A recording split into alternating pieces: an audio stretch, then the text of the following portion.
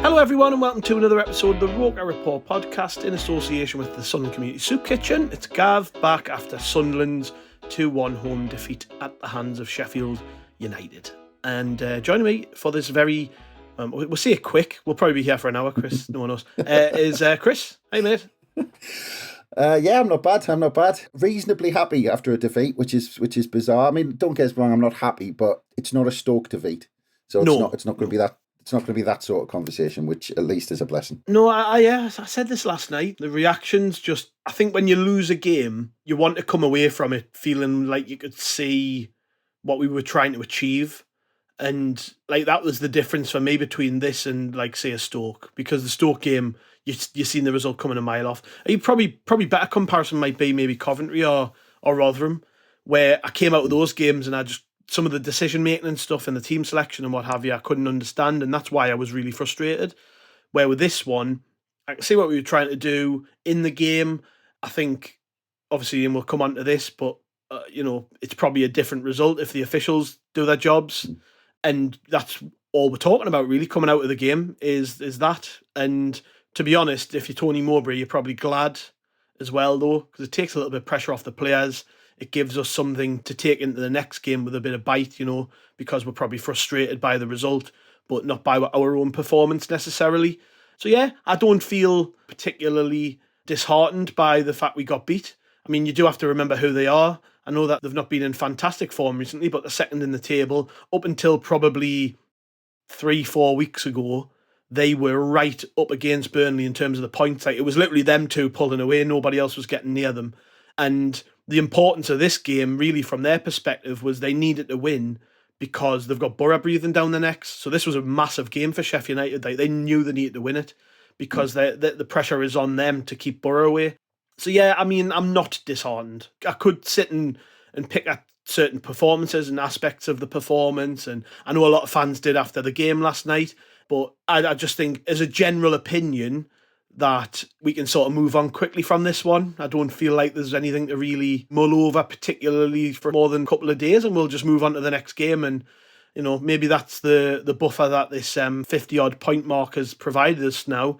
We haven't got particularly much pressure on us now going into the end of the season, and it's just a case of the games like against the likes of Sheffield United, Norwich, Luton, we can play with a bit more freedom without worrying and looking over our shoulders. That's what I was thinking after the game. There's so many positives to take from this game, and I actually think Tony Mowbray will use this game as, let's look at it as a positive, and let's look at the game, look at what we did so well, because, I mean, for the first time, I think this season, I looked at Tony Mowbray on the sidelines and I looked at how the game was going at certain points and looked at the Sheffield United team, and there was real periods where they just penned us in and they just looked stronger and all this, and we were trying to hold out and we were doing as well as and we were battling, the players were battling like, same as the Norwich game, really. They carried on from where they left off at Norwich. But for the first time, I looked at Tony Mowbray and some of his expressions on the sideline, and I actually thought, I can understand his position, because he's got this, he has, and look, we've said it a lot, but actually the realisation kind of hit home during the game against Sheffield United, that when you looked at him,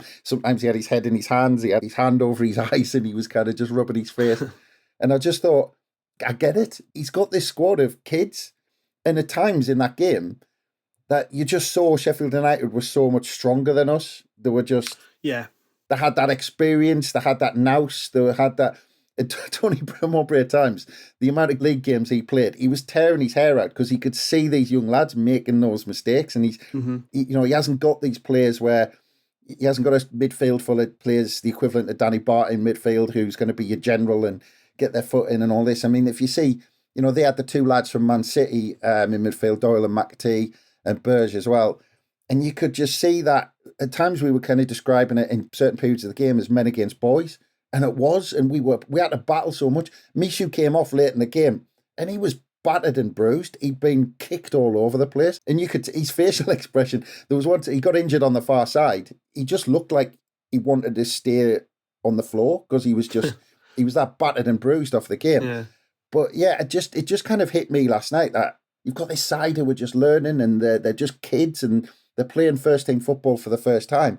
And to go in with a game, under the cosh as well, to come out of that kind of first 10, 15 minutes of just Sheffield United pinning us in. We got off to a good start, but they pinned us in.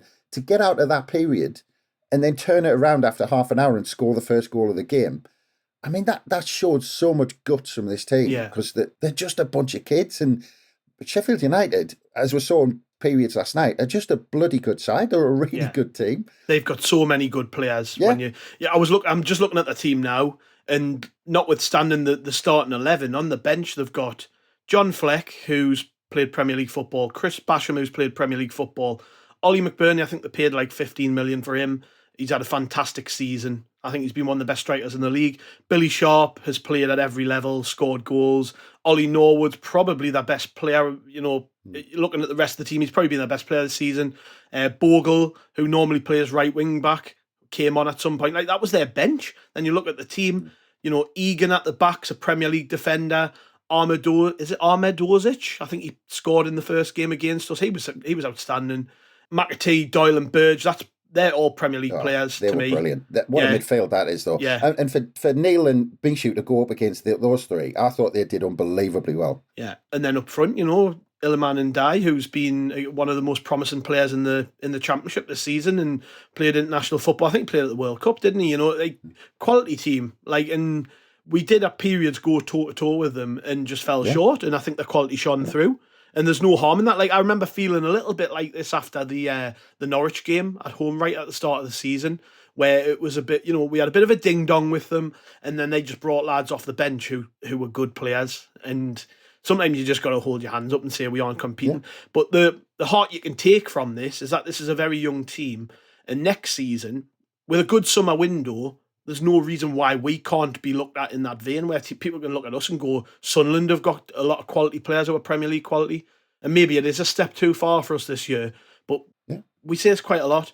Other than a handful of games, I don't think we've been second best very often this season. Where we've been obviously second best. Stoke, definitely.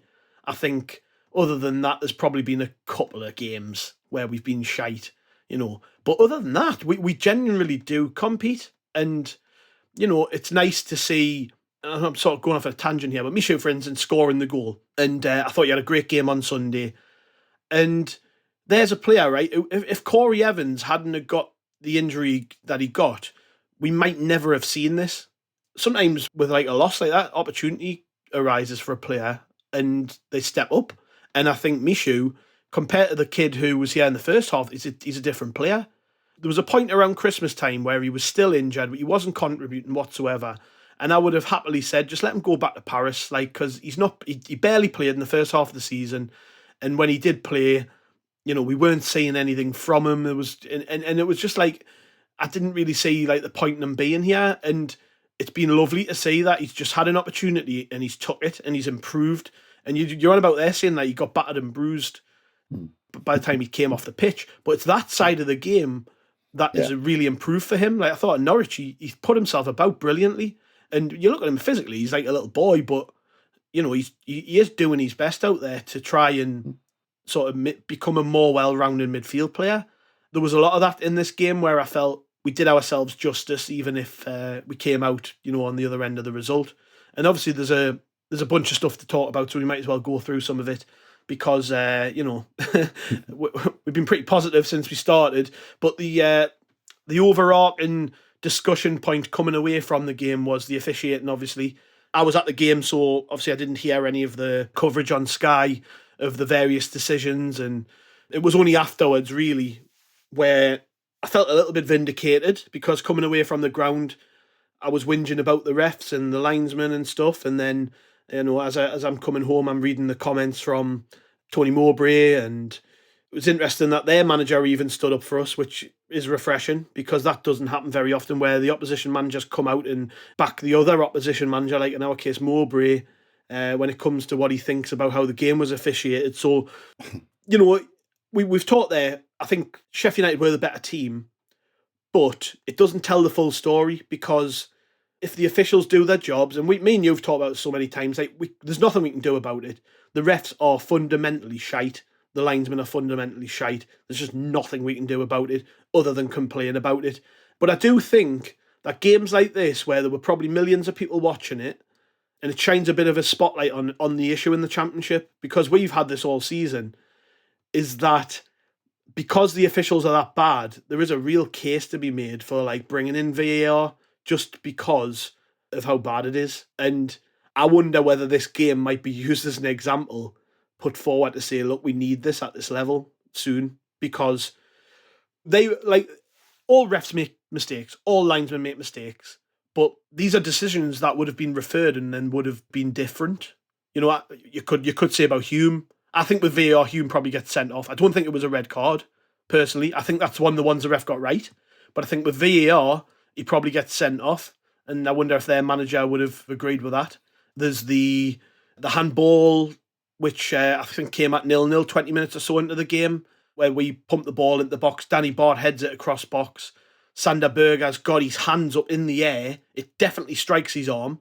All of our players appeal it. The referee waves it away. At 0-0, that's a penalty. We potentially score. That's 1-0 to us. And obviously after that, there was a bunch of other contentious stuff. I think there was a couple of other sort of half chances, calls for penalties and stuff. And the second goal from Sheffield United, which is blatant offside, which the linesman's looking right across. The players are impacting on the ball. Even though they don't touch it, they are involved. And that's how we lose the game, ultimately. So the officiating generally was a big talking point coming out of this game, wasn't it? Yeah, and we've talked about. I mean, well, I say we've talked about it before. We talk about it every week, every game. It's talking about officials. Very rarely do we. I think there was one game where we didn't notice the officials, so we actually sang his praises, and we were like absolutely brilliant because we didn't notice. Was it QPR away? Maybe it was one game, wasn't it? Yeah, but because we realised we weren't going to talk about it, and we actually raised it just to say, we didn't actually notice the referee.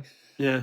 As far as VAR is concerned, someone raised a good point saying that you're talking about, at the end of the day, a prize that's worth, what is it, 150 million, 200 million or whatever, promotion to the Premier League. Yeah. Let's say Sheffield United pip Middlesbrough by 2 points. Yeah. At the end, and you look back to this decision, and Middlesbrough don't go up through the playoffs. Go back even further to the last playoff final, the Championship playoff final last season. Huddersfield were genuinely robbed by decisions that would have been given by VAR. So that was a £150 million game, whereby look at Huddersfield now. It is that big, really. Yeah, but we can sit and debate VAR all day, but what I would say about VAR in the Championship is I can kind of see why it's difficult for them to manage and do it in the Championship, because you've got such a wide variety of clubs of different financial stature. I did think that, but they do it in Scotland in the top division, and there's clubs in there who are like League Two clubs, really, and they've got VAR.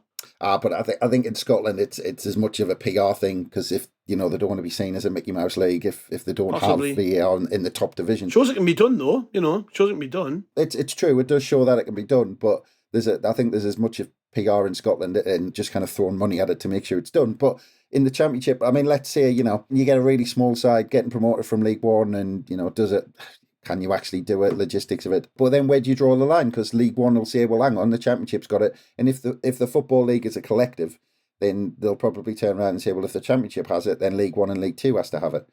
And then it's finding funds to do that. So I think there was a lot to be discussed on that. Don't disagree with you. I mean, last night it would have, actually I think it would have been, we would have lost some and won some on VAR against Sheffield United. All I want to see is a game fairly officiated. But you're not going to get that. If we lose some decisions, VAR isn't going to change that. But I know what you're saying.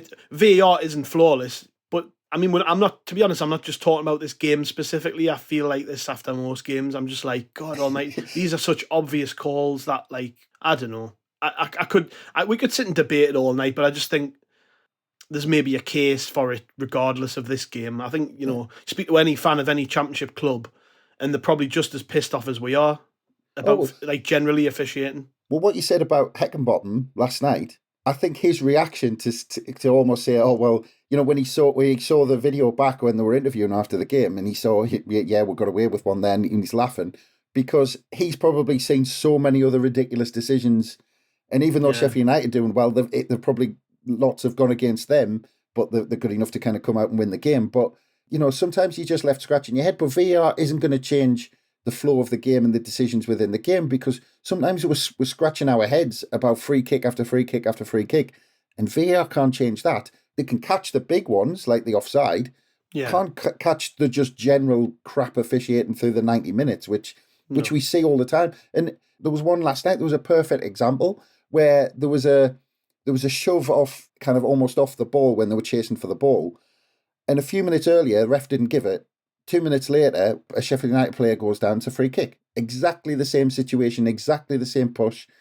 And 1 minute they give it, that's the stuff you just can't legislate for with VAR. It's just going to happen. I mean, what we've realised these last few years, League One, and then everyone thought it was going to change in the Championship, and it hasn't. The standard of refereeing in this country is fundamentally crap.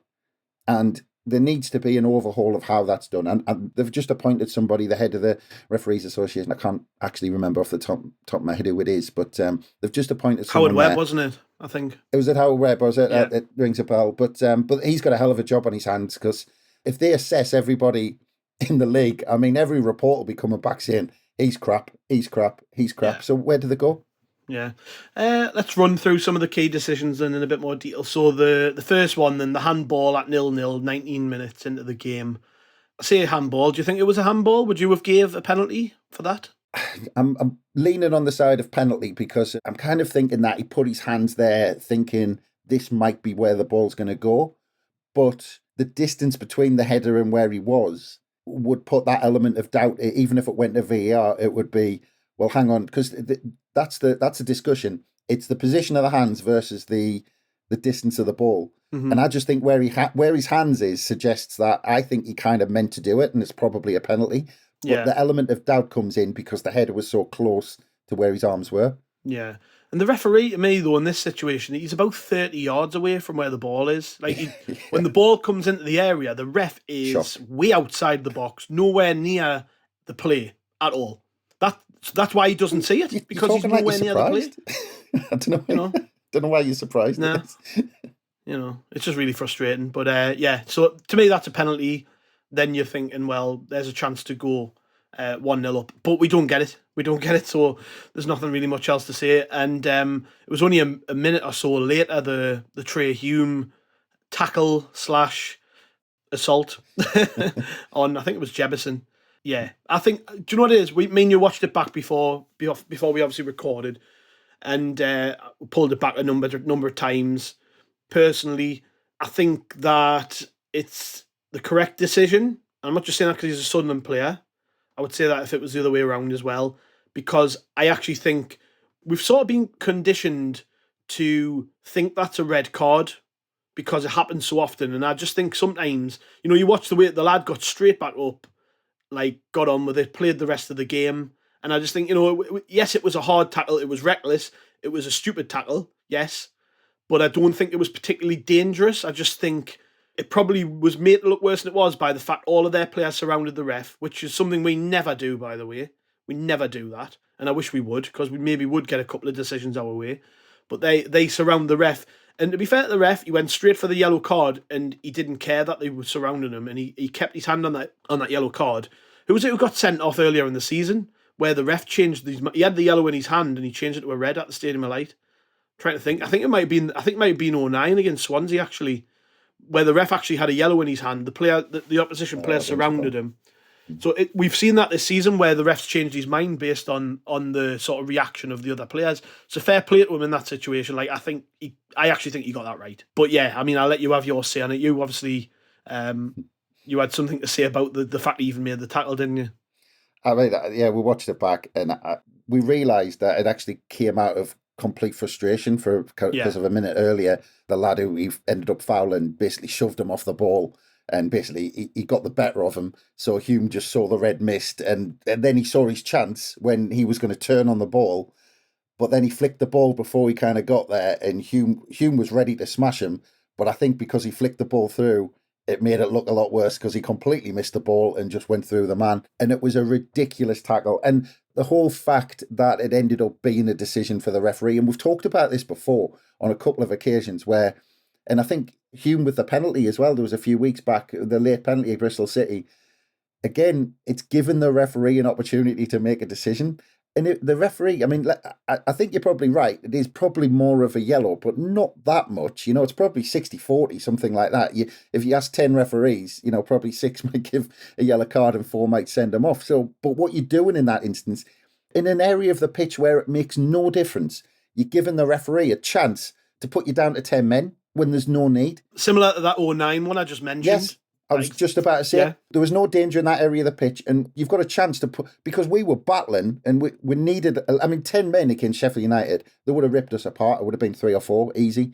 But, you just don't give the referees that decision. And I think you're probably right. He probably just about came out with the right decision, but not by much. I mean, like you said, if VAR had been around and they looked at it, they might have said, well, he's completely missed the ball. He's went over the top. He's caught the man. He's reckless. He's out of control. It's a red card. Yeah. But yeah, just don't give the referees a chance to give those decisions, because actually, more often than not, they've gone against us this season. Yeah. And then a little bit against the run of play came our goal just before the half-hour mark. The ball, I think we sort of had it in the corner. Their defender tries to lump it forward. Danny Bart makes a great clearance to win the header, which falls to Dan Neely. He has a mile of space in the middle of the pitch, passes it to Bar. Gelhardt pulls away a little bit, and Michu then opens up and great finish across the goalkeeper into the bottom corner. First ever professional goal. Nice move. I mean, we've become accustomed to watching Sunderland play some nice stuff, but I was really happy with it just because one, Bar got on the ball and got an assist. And I don't think he did a great deal in the game, but at least he's coming up with key moments. There's an assist. He got a goal on Sunday. Michu getting himself forward and getting a goal. When we're lacking a striker, we need players to contribute around the pitch. So it just goes back to what I said before about his all-round game improving a little bit recently. And good goal, wasn't it? And it's funny, just before I get at the goal, it's the statement that you're just kind of making there says a lot about our team. In 4 days, we've had 2 players who've scored their first professional goal. Yeah. In the space of 4 days. I mean, how much does that tell you about our squad? That 2 players, and you're not talking defenders either. You're not talking centre halves or fullbacks either. But yeah, just go back a little bit further, because you went from when Danny Bart won the ball, but Michu made this, and it was probably, I didn't see him doing, or him or Dan Neil doing this in the rest of the game. Just before that, he made a belting run forward, and the ball was kind of played right into the corner for him. And he won the ball right into next to the corner flag, and he was kind of the furthest forward person at that point. And he ended up getting shrugged off the ball and losing it, and that's when they cleared it. But that's when Michu was in the corner next to the corner flag, so he was way, because he'd made that run, and he found himself in that position because he was a bit knackered after making the run, and he didn't sprint to get back, and he was kind of in the position he was almost by accident, because he made that sprint forward. And then because he was there by accident, he took so long to get back on side, the Sheffield United defenders didn't even know he was there. They had no clue he was just kind of hanging around, kind of just kind of 5 yards behind them.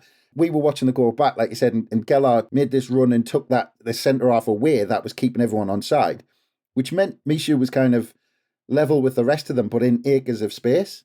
And like you said, Dan Neil and Bar played it. They were brilliant, the way they got their head up and took control of the ball and made sure they found people in space. But Michu was almost there by accident. Again, fantastic finish, exactly what you said. But it comes back to this risk reward of playing home and away, making those runs forward. Because against Norwich, we could easily sit in front of the back 4 and hope to hit them on the break and let the forefront lads, whatever Bar, Gelhardt, Clark, Roberts, just do their thing. And Neil and Michu just said, we're not going anywhere. We're just going to sit in front of this back 4 and just protect them.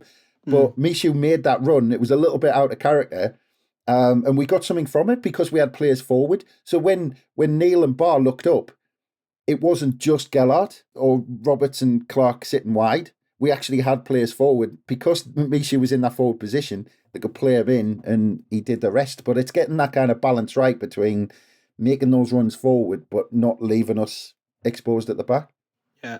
And they got the equaliser, worst possible time in injury time at the end of the first half. I always think that's the worst time to concede a goal. And it came from a sloppy pass from Patrick Roberts in the middle of the pitch. He tries to sort of spread it to Jack Clark.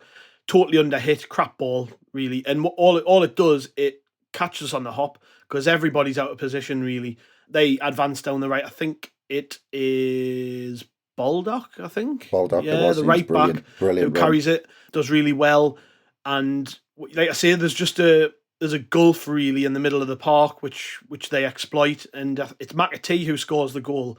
And to me, it was like sort of in that Foden, Gareth Bale type mold type goal where he just, I think it's 09, in fact, can't get near him pace wise, and then just bounces off him, and it's a lovely finish with his left foot, sort of across to the bottom corner. Like at the time, I was really frustrated with Roberts for making the mistake for the pass. But on watching it back as well, you've got to give credit to McAtee. It's a fantastic finish, fantastic goal.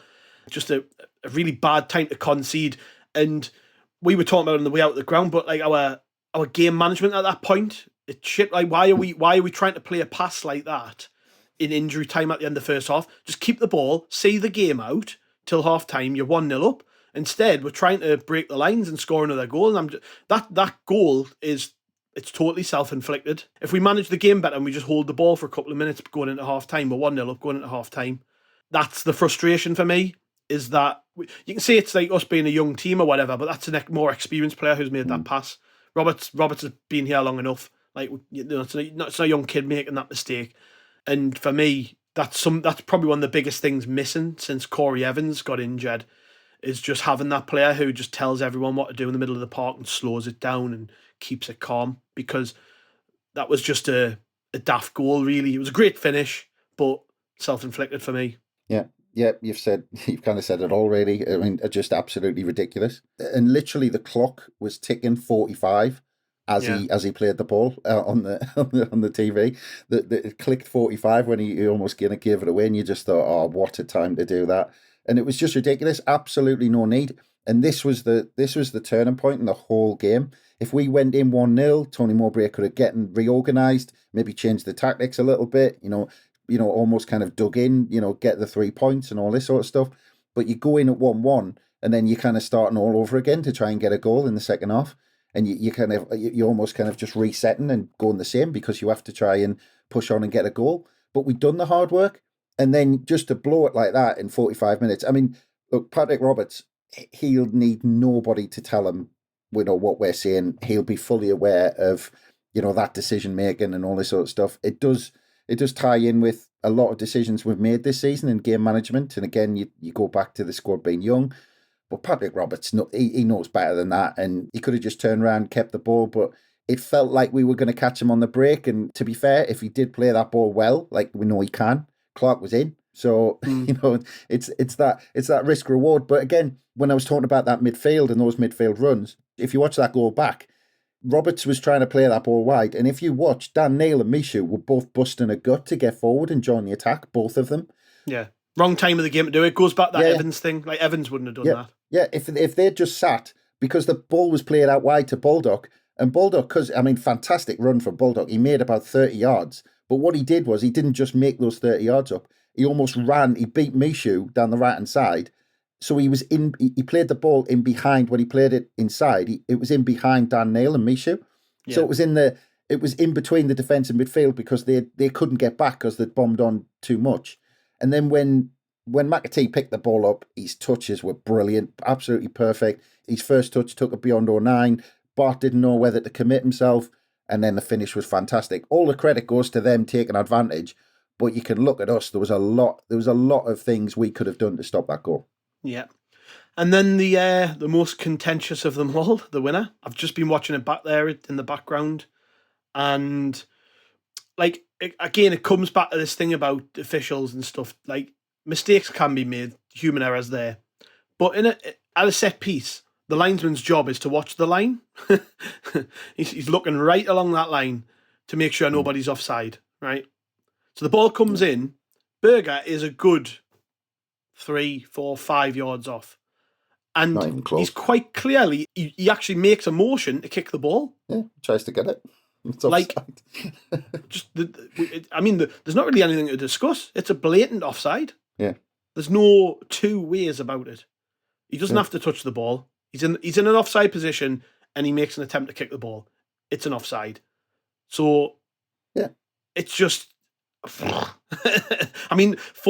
Mowbray to come out after the game and criticise a referee and an official is something, because more often than not, he will bite his tongue.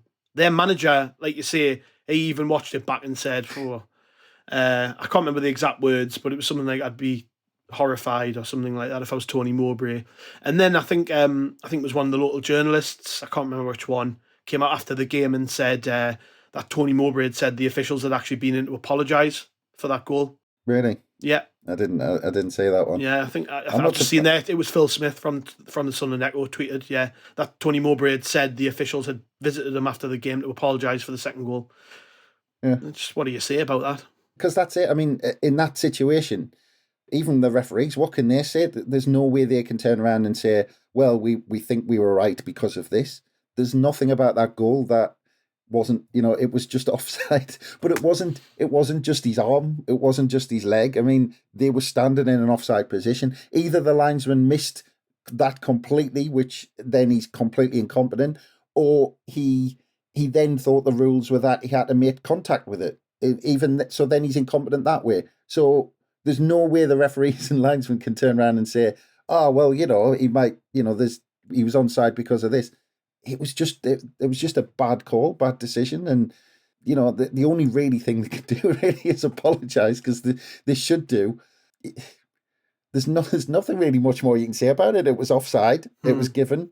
But there was kind of this arrogance, though, that like we went up to the referee, Danny Bott and Ballard sprinted up to the referee, but it's the arrogance of not saying, I'm going to talk to the linesman or whatever, just to have a word and say, did you see him try and play for the ball? And have a conversation and say, well, actually, because I think he was offside, but I don't know if he was close to the ball or whatever. Even if they have that conversation, but the arrogance of just saying, no, it was a goal, and get them to go away. Yeah. I mean, that's what kind of pisses people off as well. But yeah, it was offside. There's nothing more you can say about it, really. Yeah, Andy gave man the match on the site to Luke O'Nien, and we don't know the extent of his issue, but it didn't look good, did it, when he went off?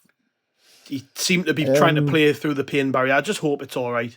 We'll probably could be by the time this pod goes out that we find out what the issue is. Hopefully he's all right, like I say, but otherwise sour end to his performance, really, because I thought he was really good, playing again like he was at Norwich, just, no nonsense, great defender, passed it well out from the back. I remember earlier in the season when we were talking about when he was playing in the middle at the back, and we were saying that at times he was dictating the tempo and playing those like long diagonals and all that sort of stuff. And having him back at left back, I mean, there's certain things that he can't do that Elise did. I mean, there's, he's not necessarily going to bomb on down the left-hand side and all that sort of stuff that Elise does. But again, he almost got back into that mode, didn't he, where he was dictating how quickly we played out from the back and whether we played it in the middle or whether he did that. I mean, that early diagonal ball to Roberts was just, unbelievable. But yeah, I mean, he was fantastic. And I can't say I really argue. I mean, I might have, if it wasn't 09, maybe Bart or Ballard, I think they were fantastic. But just on the injury, I think the thing that I'm clinging on to was that it seemed like to be an impact injury rather than a muscle injury. And usually people get back from those quicker than the muscle injury. So just keeping our fingers crossed, because we haven't really got anyone else, maybe Gooch at left back or something like that. But I think he'll be out for a week or two. I think he'll be all right. Hopefully, like I say, we might know more by the time this pod drops, but hopefully he's all right for the weekend, which segues us nicely into that. We'll quickly talk about the weekend. Luton at home, who are fourth in the table, so another easy one. Won 4 of the last 5, I can see from the form. Yeah, tough, I think. But I don't think there's any reason why we should necessarily fear them. We've got nothing to lose at this stage. We're a massive 11 points behind them in the table. Mad, fair play to Luton. They are a club punching above their weight. Can you imagine Luton in the Premier League now in this day and age? I've been to Kenilworth Road. Jesus, yeah. I don't know how that's just about to say. But fair play to them. They're flying and they've got some good players. I think earlier in the season, that was one of the games where I didn't think we played particularly well. Did we draw 1-1 down there? Yeah, it was. Yeah. Like I say, we've got nothing to fear. I'm actually more optimistic coming off the back of the Sheffield United game than pessimistic. And we're not going to give them an easy game. I think this is a different type of challenge. They aren't a footballing team necessarily. I think they are one who will compete with us physically. And that's where we fell down recently. So that's where I'm a little bit worried. But, I just think without any pressure really on the game, let's just attack it Maybe try and learn from some of the mistakes from this one. We've got to look back at the goals we conceded, not necessarily the second one, but the first one. Like I say, I think your big takeaways are going to be game management, overcommitting going forward when it's unnecessary, rash tackles in areas of pitch where you don't need to make rash tackles, that sort of thing. We're not coming out with this with massive, massive issues to try and fix, which, before Norwich, we did have massive issues to fix. So, I'm pretty hopeful about this one. I don't know about you, but I think that Luton it's going to be a hard game. Like, there's a reason they're right up there. They're only a point behind Borough, so it shows how close they are. But nothing to fear from my perspective. I think they're going to be a tough test that we can at least handle for most of the game. Yeah, it's a tough game, really tough game this weekend. The game at Luton was a strange one because, as you said, I mean, from my memories of that game, it was a proper bruising game where they were just tough. They had a team full of just bruisers who were just tough in the tackle, and they got the ball forward quickly. Direct balls. They had a big fella up front who they were hitting, and they kind of got the ball forward quickly, and it was just a tough game. But the thing is about Luton, why I think it's especially going to be especially tough for us this weekend.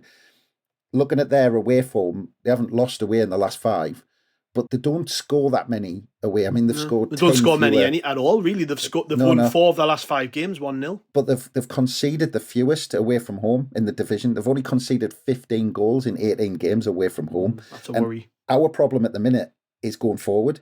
Like, we actually, I mean, if you actually analyse the game against Sheffield United, we had the goal where Michu was kind of in that position accidentally. He was kind of too far forward because he made a run into the corner. And then apart from that, Hume's shot early on. And did Jack Clark hit the post, or am I just making that up? Oh, no, and Roberts hit the post. Yeah, Clark had the shot. But you're talking like that was the sum total of 90 minutes, 4 shots.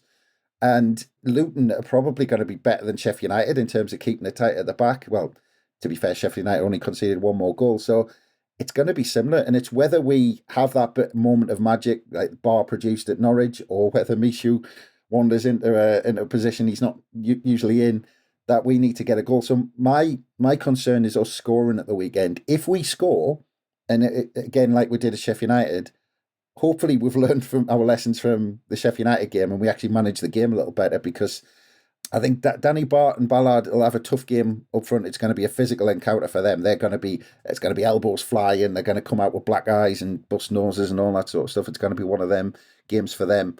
If they can keep it tight at the back and we can nick one, then I think it's going to be that sort of game. It's going to be a 1-0 either way, I think. Yeah, I'm with you. Like I said, 4 of their last 5 games have finished 1-0 to Luton. So you can kind of see, like, they are the type of team we traditionally struggle against, but with a sprinkling of quality in there as well. They're up there for a reason. What I think will help us is they're not quick on the break. They get the ball forward quickly, but it's more direct ball. They don't, what Stoke did to us 4 or 5 times, where they ripped through us with kind of 10-yard passes and got to us that way. Which I actually think Ballard and Bart can deal with that fairly well in 09 if he's playing. Yeah. The worry is who's winning the second balls in the middle of the park. That's this was the complaint me and you had on these pods like a week ago.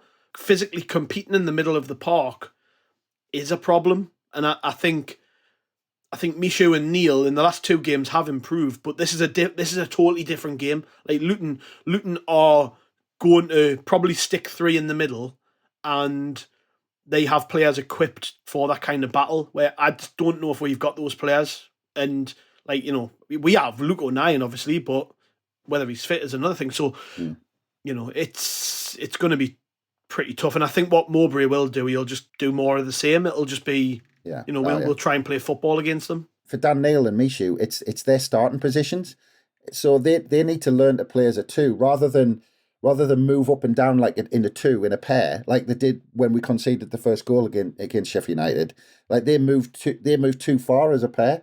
Yeah. Right. If they kind of make that decision, right, Dan Neil's going to make that run forward. So Michu sits in front of the back 4, and they kind of have that sort of partnership, which they haven't got yet. So they keep moving up and down as a pair, which means that when teams catch us on the break, they're in behind them with 1 pass. Yeah. But if you've got one committing and 1 staying, then so it's how we're going to play that, because against Norwich they were fantastic at just sitting, but at home there's more expectation on them making that charge forward and making those forward runs. So they've got to have more of that partnership on picking and choosing when to go. Yeah, well, we'll be back after the Luton game with another pod, I'm sure. So thanks, Chris. Cheers for joining us again. No bother. Always a pleasure. Cheers to the listeners once again. Make sure you catch up with rotoreport.sbnation.com before and after the Luton game. We'll have some coverage probably of the Sheffield United game as well. Still sort of bleeding into that because it's been a little short period of turnaround, Wednesday into Saturday. We haven't got long between the games. So, yeah, make sure you catch up with the website, all our social media channels on Twitter, Instagram, Facebook, YouTube for the podcast. And, we'll be back after Luton. Catch you later.